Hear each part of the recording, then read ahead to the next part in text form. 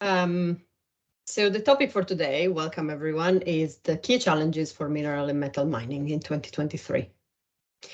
I see some familiar faces in the audience. Before we dive in, maybe I just give you a few admin points. First of all, the webinar is recorded.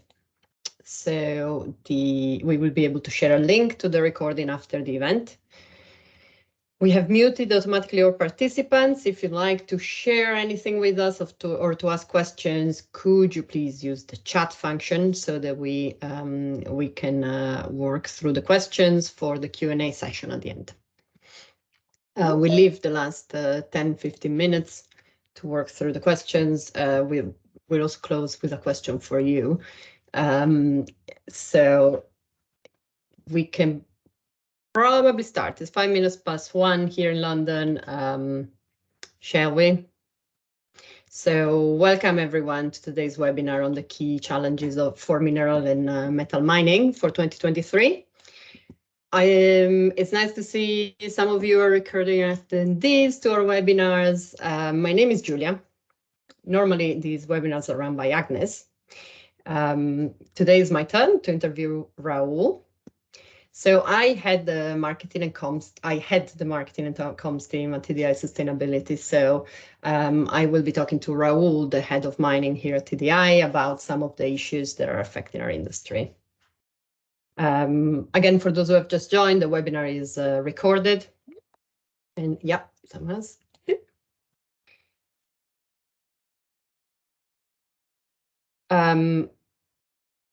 A little bit, Raul, if you don't mind, about you. Sure, go ahead. So Raul joined our team in October last year and is our head of mining. I can testify that he's a very passionate leader. He has expertise in ESG and sustainability in minerals and mining. He's value-driven in the sense that he wants to drive value for our clients and works on the strategic side of sustainability and also leads the implementation. So Raul, I think it's fair to say that you take a rather collaborative approach to sustainability, which is how you have accumulated so much knowledge, perhaps, of the minerals value chain by listening. Yeah, no, thank you, Giulia, for the introduction, and thanks everyone for joining. Good morning from my side, good afternoon from yours. And yes, definitely, I'm really convinced that the best way to approach ESG, sustainability, corporate social responsibility, or even we're talking about the early 90s, philanthropy was actually to work in a collaborative way. Throughout my experience, I think there are four things that have always driven me. One is to listen to people. And when I say people, I'm talking about our employees, the communities, NGOs, governments. And I think that's one of the essence of my work. The second one is actually to create teams that can work in a multidisciplinary fashion. In one aspect, one challenge can only be addressed looking at it from different perspectives, and that's how you find the best answers. The other one is to also transform challenges into opportunities. I'm a convinced believer that behind every challenge, there's always an opportunity, and this has driven me throughout my almost 30 years of career. I feel old now, 30 years of career with the mining industry. And finally, learning from our lessons. I think it is important that you look back and see what can I learn from this experience, and how can I use these lessons learned into my new job, into my new task, with my new client, and how can I build a more a creative solution to address a specific challenge and turn that into an opportunity. Thank you.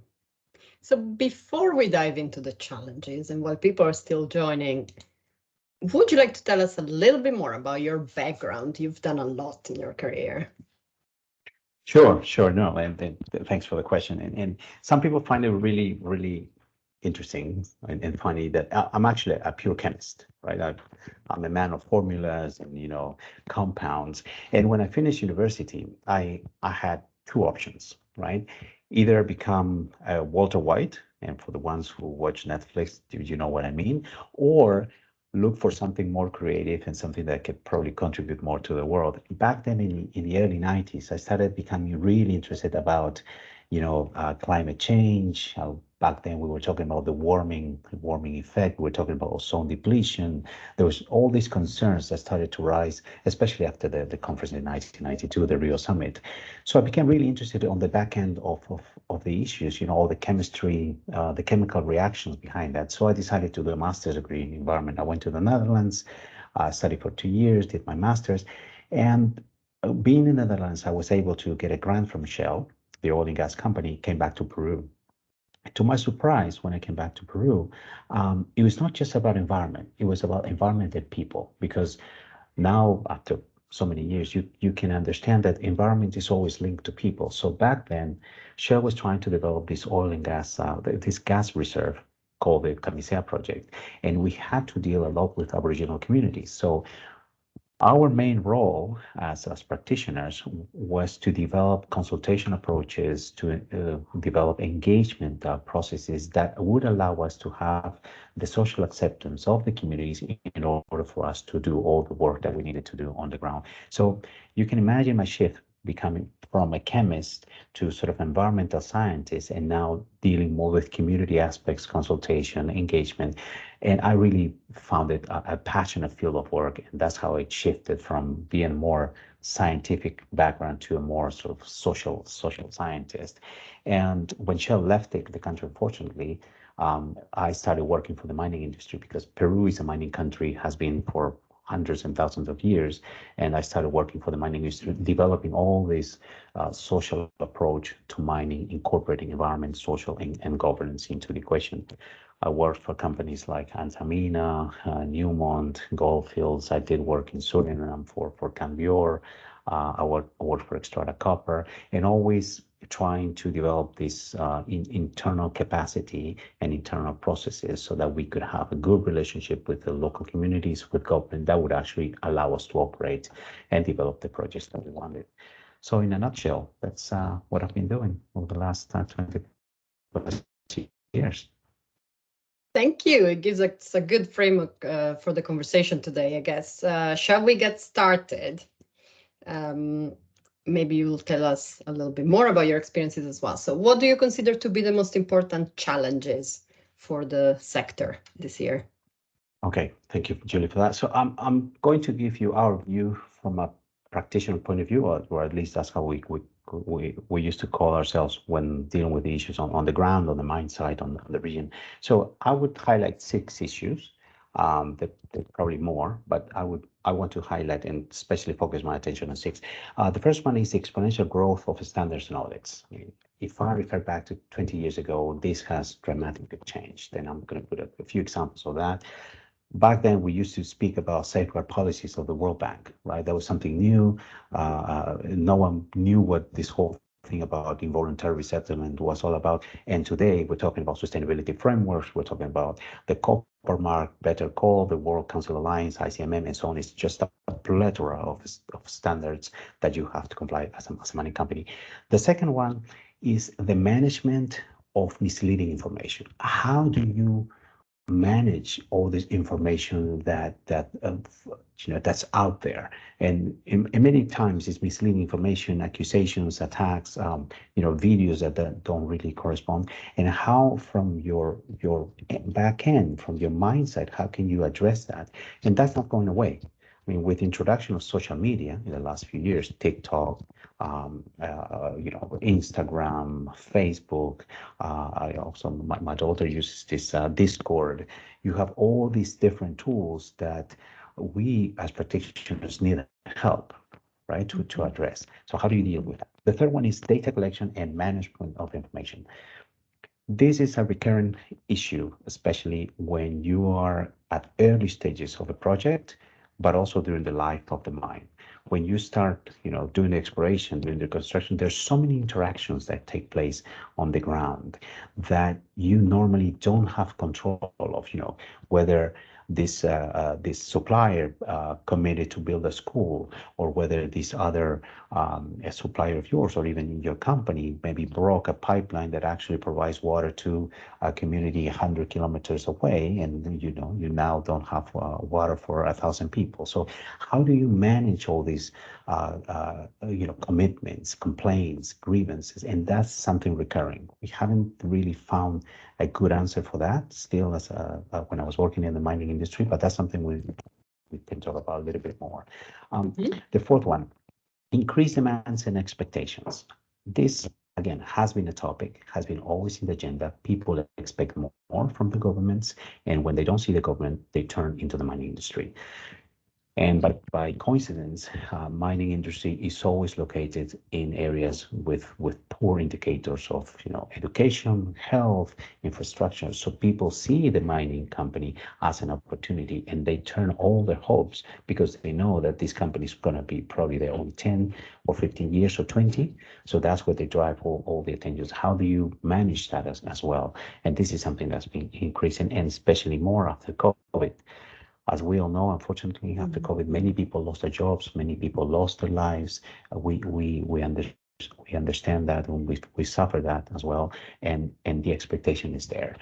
The fifth one is the change in the social political arena background fabric. I mean, especially 2022, we've seen changes from war and conflicts, unfortunate, between Russia and Ukraine. This has changed, the dynamics has changed, has had different impacts on the economy, but also changes in trends, or what some people say in Latin America, you've seen a change into more the left, at least that's what the analysts say, right? Changes in Chile, changes in constitution, changes in Peru, changes in Colombia. Recently, the new appointment of President Lula in Brazil, and that also creates a challenge for many companies to operate, because you have signed contracts for 20, 35, 50 years, and then all of a sudden there's changes in the constitution, changes in the regulation, and sometimes the standards become more strict.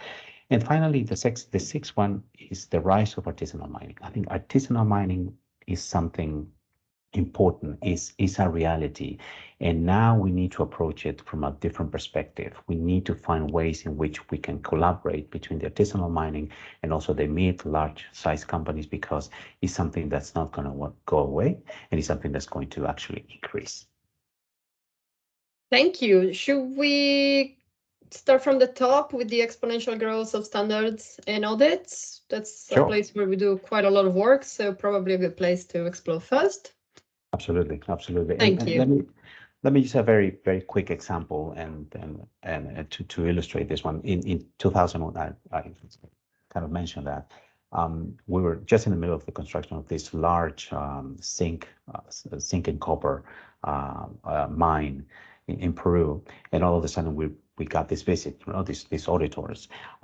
That's when we realized that there were some safeguard policies from the World Bank, and there was MIGA, there was IFC, and all this confusion.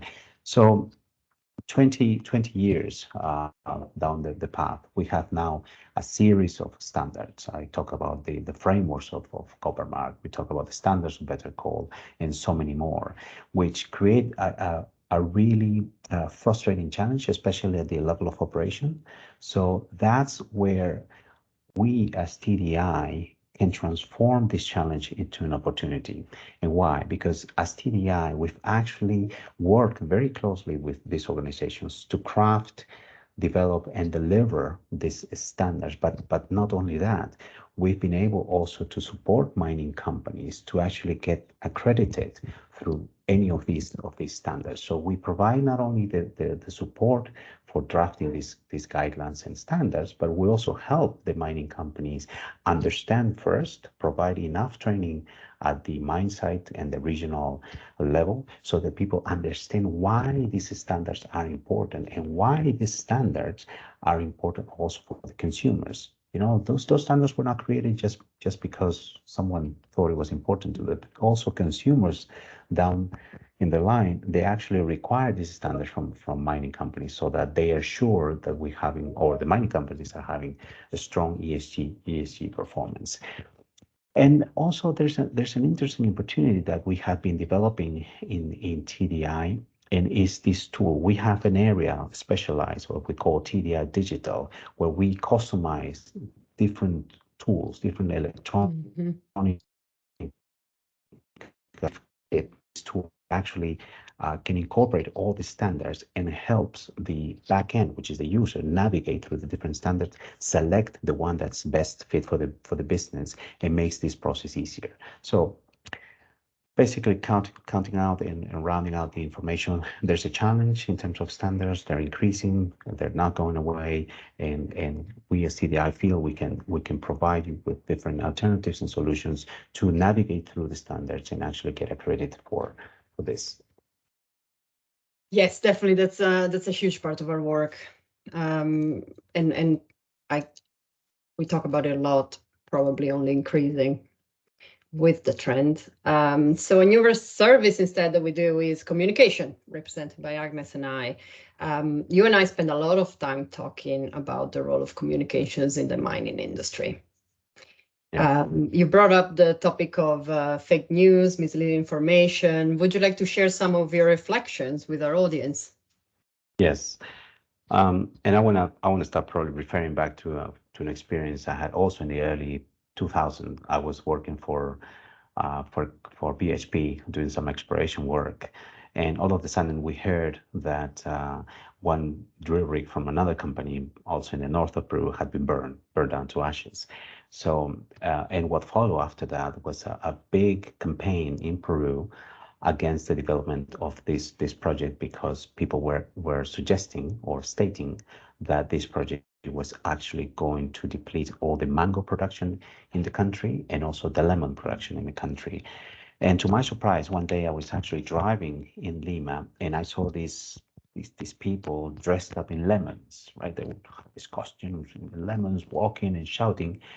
And they had this very interesting and powerful message saying, the ceviche is going to disappear. For the people who know Peru, ceviche is a classical dish. Everybody knows what ceviche is. It's a classical, traditional dish in Peru. And immediately when I saw that, I said, well, this has changed, right? This emotional communication works much better than you having your EIA and presenting data. And back then, for us as mining practitioners, that was the approach we took. We took an EIA, we presented it to the communities, we used facts, we used figures, which, and to be honest, this report that was prepared by this company was really, really strong. But that didn't really percolate into the community. But the idea of the lemon saying the ceviche is going to disappear had a more dramatic impact than the reports in the EIAs. So that brought to my mind the question of how and how can we now communicate in a world with all these different social medias, right? We're not talking anymore just about meeting journalists. We're not talking about just site visits. We now are talking about real stuff like how do we get into TikTok? How do we address Instagram or LinkedIn or Facebook? And nowadays, even more with the artificial intelligence. You've probably seen all these new AI applications that actually create news, right? And they create news by thousands, and we don't really know how this is working. So thinking about all this experience and now reflecting back to our own house at TDI, this is something that we have taken on board. With TDI communication, as you said, we're looking to create all these creative solutions that actually respond to specific clients, because we also recognize that each mining company is unique.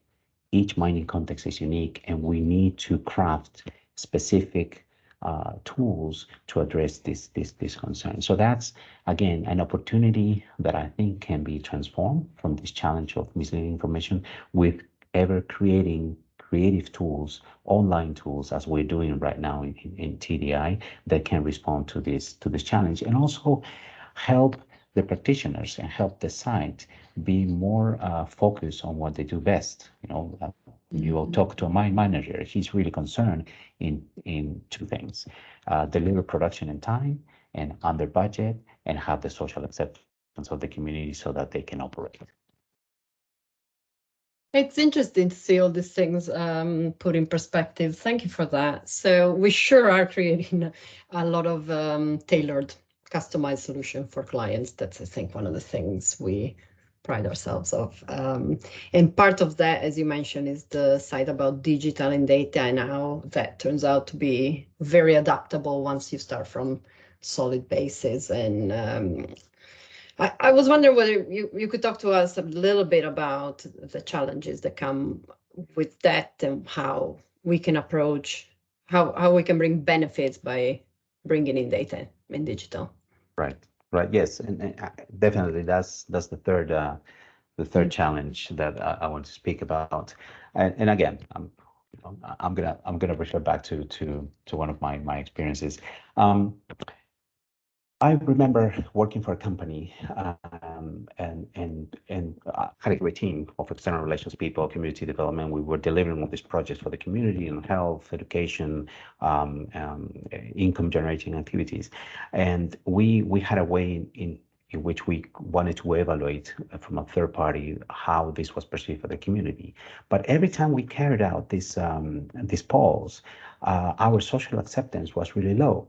So we're wondering what's really going on, because we're delivering all these projects, we're doing all these efforts with the community, but still the community doesn't really realize this is a good effort, and they still see us in the wrong way. So when we hired this external company, we realized that the most challenging issue for the community, and the things that was actually bringing down our acceptance and our credibility, was all these commitments that had not been compliant since the start of the construction of the company, right? So even though we were doing all these great things for water, education, health, income generation, we still have like a debt. And why? Because none of these complaints and none of these commitments had been documented. So there was a plethora of documents that were lying down there in the shelf that no one was really looking at. And since the very beginning of the operation, no one had addressed.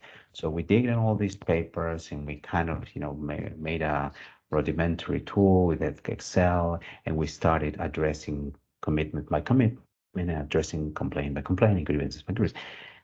And interesting enough, when we carried out the next survey, our level of credibility started to grow. So it was so important, and the reflection here was that it is so important that you, as a practitioner, as a mining company, as a region, have a well-documented system that allows you to manage all this information promptly and efficiently. And this is where, again, we bring our experience as TDi, because we have tools through TDi Digital, management tools that can actually help the clients document, organize, and use this information efficiently. I mean, that's the opportunity behind this challenge. We can, easily customize a platform, online platform, where you can see all this information that you require, that can vary from environment, can vary from community or external relations, and you can have the ease of mind that things are progressively being addressed because you have the data. I mean, that's really important. You manage your data, manage the information, and if you have a partner like us that can help you in this process, that's even better. Yes, when you have the data available and it's only a click away, you can actually make use of it, particularly to inform your strategy at the very beginning. And that's when you think, with all the demands that are coming in on sustainability, transparency, they're increasing globally.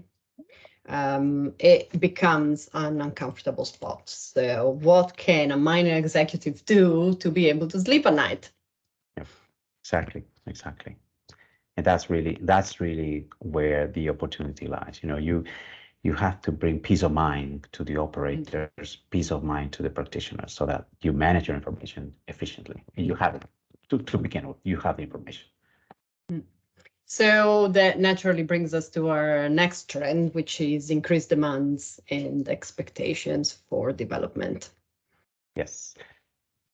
I mean, this is something which is not new, but it's still there and will be there. And I think from our point of view, it's going to even increase more. Now, and this issue has different variables behind it, right? There are things that the government has to do that, unfortunately, in many cases are not done by the government. But there are things that the mining companies can do. So we always have the saying at the operational level, say, control what you can control, right? And focus on the things that you can control. So again, let me refer back to this experience that I had in the Philippines working for another mining company. We had all these different community programs running in place: health, education, income generation, etc. And again, when we were assessing our performance was rather low. And when we asked deeper questions, it was because the people did not see these projects as part of their own development. You know, the level of engagement that was necessary for these programs to actually respond to real necessities and needs from the community was not there. So all this back end process, all the strategy behind the programs wasn't there. So we immediately understood that it was very important to have a strategic view of community investment or social impact investment, as is called today, and that people needed to participate as part of these discussions. You know, I'm talking about almost 20 years ago when none of these processes was there yet, and you know, you kind of say, oh, maybe I can do a bean project, or maybe I can, you know, implement a cocoa project or something else. You know, you had this, we call it the Western view of things, and people not necessarily agree with your view. So what are we doing today? And this is something that we've also learned, and also through the TDI, we have what we call TDI strategy. A TDI strategy, we look into the reality, we look into the baseline, we look into the context, and we work in a collaboration mode with the company, basically defining all the ESG framework from the very beginning, defining the vision, defining the mission statement, defining the strategic pillars, and then we go deeper into finding out what are the lines of intervention if we're talking about social impact investment, whether it's best to invest in education. What does the community really need? Is it health? Is it infrastructure? Can we do it alone, or do we need the support of the government? Because also that's also important, an important lesson that we learned through time. It's not the responsibility, or it's not the sole responsibility for the mining company to address all the demands from the community. You have to involve other key stakeholders. So these ESG frameworks that we work in TDI actually take into account all of these variables. And furthermore, we include all these KPIs, you know, the key performance indicators that you can actually revert back, look at them, say, okay, we're doing some progress in this line. In this line, we still need to address this one, which is not moving. But by providing this ESG framework, we are addressing one of the challenges that is actually existent in the mining operations at the site levels and at the regional levels. Thank you. So this links nicely to the next trend then, looking at data from a different point of view. So the socio-political environment. We do a lot of work with this kind of information. What does that trend look like from your point of view?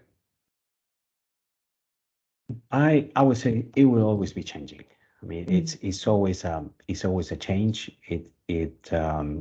You can sometimes predict some changes, sometimes you cannot. But and again, this is another opportunity that we can build. And again, let me refer back to an experience I had recently with another mining company.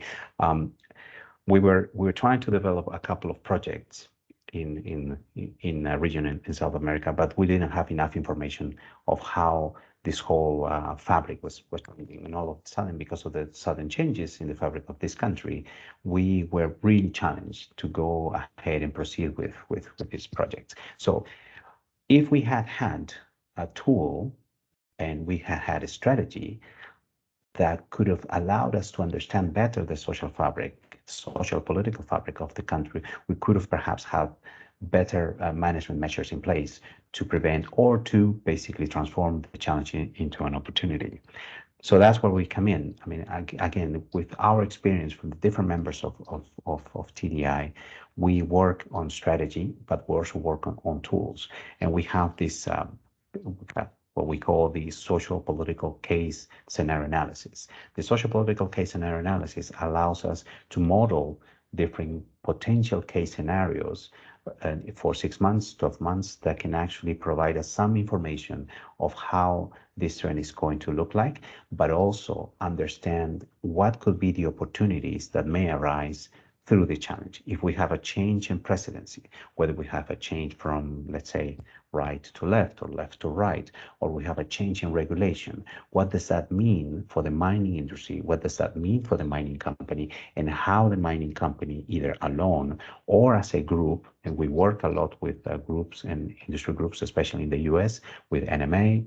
We also work with the Lithium Organization in London. How can we as a group or as an individual face those challenges in regulation or in social fabric? So that's also one of our know-hows internally in TDI that can basically be out there to support the mining industry. Yes, and we have webinars coming up this year, one of them from the research team on a slightly different topic that, however, informs the databases, which is material insights. I'm not going to go into that, but if anyone's interested in the research side, please do visit our LinkedIn page or our website and have a look at what we have planned for this year. But back to our mining challenges. You mentioned something that you're passionate about. So the last topic we have is artisanal mining. Yes. It's dear to TDI, but it's also complex. So you have a lot of experience with this, Raul. What would you like us to take away? So, my first real encounter with artisanal mining was in Suriname. I was working for this mining company, and we had one community living within the premises and living next to the future open pit that we were going to develop. And of course, this community was their main source of living was small scale mining. And why I bring this, maybe one of my colleagues is connected, I'm not sure, but why I bring this into the table, because back then we were trying different methods. We're looking for alternative sources of income. I remember we tried to implement a chicken project with women, the construction of bricks, but soon we realized that that was probably not the best approach to the issue. And the best approach now that's 20 years later, 25 years later, is to actually integrate them into the economics of mining, right? Because these small scale miners, they face issues of health issues, they face issues of low income because the way they operate is not very efficient from an economic point of view. They face technical issues, environmental issues, and all the issues that you can expect. So nowadays, when I look back to the experience, and I look into what we have on the house, I think that's a very sustainable solution. So at TDI, we work with our sister organization, the Impact Facility, and we have designed a model in which these small-scale miners can actually have a more thriving economy, so that their business actually makes sense. They can use better standards for health, safety, and environment, communities, and also personal safety, as I said. And also they can make additional efforts to respect human rights. So this economic model that has both technology, incorporates standards, and also incorporates human rights aspect is something that we feel really humble, but at the same time proud of, and it's actually working pretty well in many communities in Africa. And is a model that we want to continue to expand and support other mining companies in these regards. You mentioned the Impact Facility. It is something that we love, isn't it? That type of work. And here, actually, when we first talked about it, I had a question that I wanted to ask the audience. So from the marketing side, we are planning these webinars for this year, and we have a lot coming up. But then we thought, shouldn't we ask our audience what they'd like to hear about? So if anyone has any topics that they would like to suggest, if you could please pop them in the chat. We'd like to pick that up as well. I think, Raul, you've given us a lot to think about. You've gone into details on some of the trends. You've given us ideas from your experience, and now also perspective of how things have changed. And I think that's something that we'd like to bring forward. So just to give you some ideas of what's coming up, we have a webinar on material insights, as I mentioned. We're planning another one on greenwashing and communication. But ultimately, we are doing this to make sure that people can also take something away with them. So input is always welcome. And of course, feel free to get in touch whenever through LinkedIn. You will have seen our contacts through email. We have info@tdi-sustainability.com, or you can simply go to our website and use the contact section at any time. So with that, I'd like to give you, Raul, a couple of minutes to tell us what you're about to say. Yes. Now let me just round up my discussion, and I'm sure there are many other challenges that we could spend hours and hours discussing about this. Yeah. And probably that's the topic for another webinar. But I think at the essence, what we are bringing here as TDI, and I'm going to put the TDI hat now, is we understand the issues. I mean, we're sensible of the issues, because that's what for many of us created a lot of anxiety, concerns, frustration over the years. And through that process of frustration, we tried different formulas, right? And all that collection of experience is actually now deposited in TDI, and this is something that we can bring back and give back to the mining industry, because we are convinced that responsible mining can positively affect the livelihood of people around the world. I mean, that's a fact. I mean, I've spent almost 30 years in the mining industry, and I've witnessed, cases where we've been successful, we've improved the life of people, and this is a fact. The second one is our team, as you said, as you can see, is always very creative. It's always looking for unique solutions for unique projects. We understand that each project has its own dimensions, it has its own reality, its own fabric, and each one is unique. So we also customize unique solutions for specific projects, and that's, I think, a plus. I mean, we don't come with a template, say, okay, fill this in, you do this, do that. No, we spend a lot of time listening to the client, listening to the company, understanding the reality, understanding the fabric, and then working collaboratively with the mining industry and other key stakeholders, so that we can provide a more comprehensive, more robust, and more acceptable solution. And finally, we are always here to listen, listen, learn, interact, collaborate, and we're happy to provide all other webinars as required. So Raul, you have a lot of thank you. You have a lot of contacts in the industry, but if there's someone that wants to get in touch with you to discuss the topics you mentioned today, the services, what should they do? Either contact me directly in my email. We can leave our contacts, and they can also visit our webpage to dig a little bit more on what we're doing right now. And yes, I think the direct contact is the best, and we'll try to find the best solution with the support of all the team. Yes, we might have a specialist there waiting for this next project. You will not be visiting Indaba, but one of our colleagues will be there, David. So another opportunity to interact with Zandi, one of our analysts. Moreover, we're looking at attending PDAC as well, and obviously the OECD forum in Paris coming up soon. We'll send updates of this through social media, but what we're trying to say is we're there. Just give us a shout, and one of our team will probably be somewhere around you to talk. Excellent. Yes, definitely. Are there any questions from the audience today? Oh, some nice suggestions about webinars. Thank you, Sarah.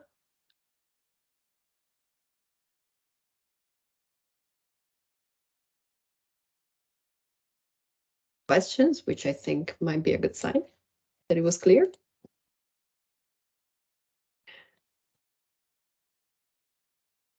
Good. So we still have a few minutes if anyone wants to pop anything in the chat box. Otherwise, Raul, thank you for once again sharing all this knowledge. I haven't spent 30 years in the mining industry, and every time I hear one of our team talking about it, there's a new fresh angle for me. And that's really, really interesting. So hopefully we'll be able to reflect more of this into our communication as well. All the different sides of TDi and all the different experiences that we bring. Thank you. Yeah, no, thank you, Giulia, because and also, you know, mining is a passionate subject, and it has been with us for thousands of years, and especially in countries where you have more of the, you know, the large producers of copper, zinc, gold, there's a tradition, right?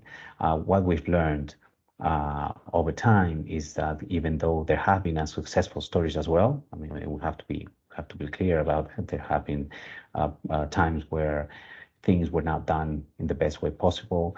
There's been a learning curve over time. You know, there's been a massive learning curve, and from my experience, and as TDi is probably one of those sectors that is always trying to reinvent itself. It's trying to innovate. It's trying to change with all these requirements for you know, action against climate change. You see now new technology brought on board to minimize the carbon emissions. So it is quite a fascinating industry.